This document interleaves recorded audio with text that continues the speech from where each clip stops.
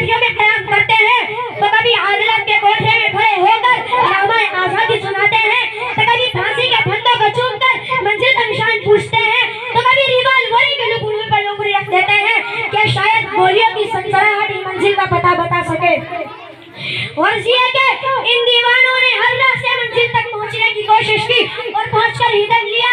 तारीख ईमान से कहती है, इस बज़्म जुनून के दीवाने हर राह से पहुंचे महफिल तक, इस बज़्म जुनून के दीवाने हर राह से पहुंचे महफिल तक, बेताबी इनकी आम हुई सहराओं से लेके साहिल तक, हासिन के गिरा पे लिखते थे वो अपने दिले नादान का हाल, हासिन के गिरा पे लिखते थे वो अपने दिले नादान का हाल, शायद के तलाश मुकतल में कोई पहुंचे पत्थर कातिल तक। हजरात ये वाक़या है, अगर हिंदुस्तान की जंग आजादी में उलमा हिस्सा न लेते तो हिंदुस्तान कभी भी आजाद न होता।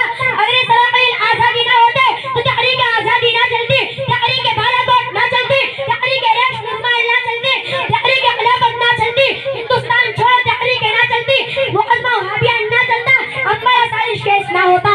अलगर्ज उलमाए किराम ही ने अपने पूरे जगह सही उसूल से आजादी की जनाबंदी की है और अपने मुकद्दस रहू से शरीय आजादी को सींचा और परवान चढ़ाया है। चुनाचा सन 1857 में जंग आजादी के दो महाद बनाए गए। एक महाद अंबाला पर जिसकी क़यादत हज़रत मौलाना जहांगीर नेसरी के पास थी, दूसरा महाद शामली पर जिसकी क़यादत हज़रत हाजी इमदादुल्लाह मुहाजिरी के पास थी। इस जंग में बड़े बड़े उलमा सुलहा शहीद और जख्मी हुए।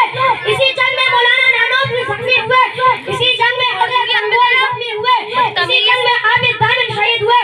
इस सन 1857 की जंग आजादी में 2 लाख मुसलमान शहीद हुए, जिसमें साढ़े 51,000 उलमाए किराम थे। सिर्फ दिल्ली के 500 उलमा को फांसी के फंदों पर लटका दिया गया। बहरहाल जब इस जंग में वसाइल की किल्लत और अपने की गद्दारी की वजह से परांगे का गुलबा हुआ तो वायसराय बरतानिया ने अपनी हिंदुस्तानी मशवरों से राय तलब की कि बताओ हिंदुस्तान में तुम्हारी हुकूमत कैसे कायम रह सकती है। तो हिंदुस्तान में रहने वाले सबसे बड़ा सियासतदान डॉक्टर वलीम जूरपुर इसकी पेश में लिखता है कि हिंदुस्तान में सबसे ज्यादा विदान मुसलमान हैं और जंग आजादी सिर्फ मुसलमानों ने लड़ी है और जब तक मुसलमानों में जज्बा जिहाद मौजूद है उस वक्त तक हम उन पर हुकूमत नहीं कर सकते। इसीलिए जज्बा जिहाद को खत्म करना जरूरी है। तुमने बोली जज्बा जिहाद खत्म करना जरूरी है और वजह है कि हिंदुस्तान से उलमाए किराम और कुरान करीम को खत्म कर दिया जाए। ना होता किसी को मुंह होता सुनाचा सन 1861 में कुरान करीम के रस्ते बदबख्त अंग्रेजों ने जलाए और उसके बाद उलमा को खत्म करने का फैसला किया। अंग्रेज मुल्क जिस तरह एडवर्ड टॉमसन अपनी याददाश्त में लिखता है कि सन 1864 से लेकर सन 1867 तक अंग्रेज ने उलमा को खत्म करने का फैसला किया। ये 3 साल हिंदुस्तान की तारीख के बड़े अलग साल हैं। इन 3 सालों में अंग्रेज ने 14,000 उलमा को तख्ते-ए-दार पर लटका दिया। गांव के पेट में मरकर टॉमसन कहता है कि दिल्ली की चांदनी चौक से लेकर बना था जिस पर उलमा की गर्दनें ना लटकी हुई हो। टॉमसन कहता है कि उलमा के जिस्मों को ताबले से दागा गया। टॉमसन कहता है मेरी बहन हमें बहुत मारती है, थालों में बंद करके चलते हुए तंदूरों में डाला गया। टॉमसन कहता है कि उलमा को हाथियों पे खड़ा करके हाथियों को नीचे से चला दिया गया।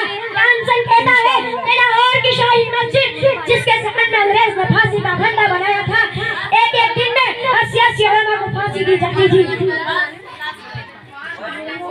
सलाम अब बोलते तो थी ना, सारी स्पीच तो मेरी बोल दी। क्या खिलौना समझ कर ना बर्बाद करना, खिलौना समझ कर ना बर्बाद करना, कि हम भी किसी के बनाए हुए हैं। फरंगी की फौजों ने हरमत के फतवे सरेदार चढ़कर भिगाए हुए हैं। उशदर आजादी का मुंह दे के सेचा तो फल इससे पकने को आए हुए हैं। लेकिन कितनी बर्बादी मुकद्दर में थी आबादी के बाद, कितनी बर्बादी मुकद्दर में थी आबादी के बाद, क्या बताएं हम पे क्या गुजरी है आजादी के बाद। अल्हम्दुलिल्लाह रब्बिल आलमीन। वालेकुम सलाम।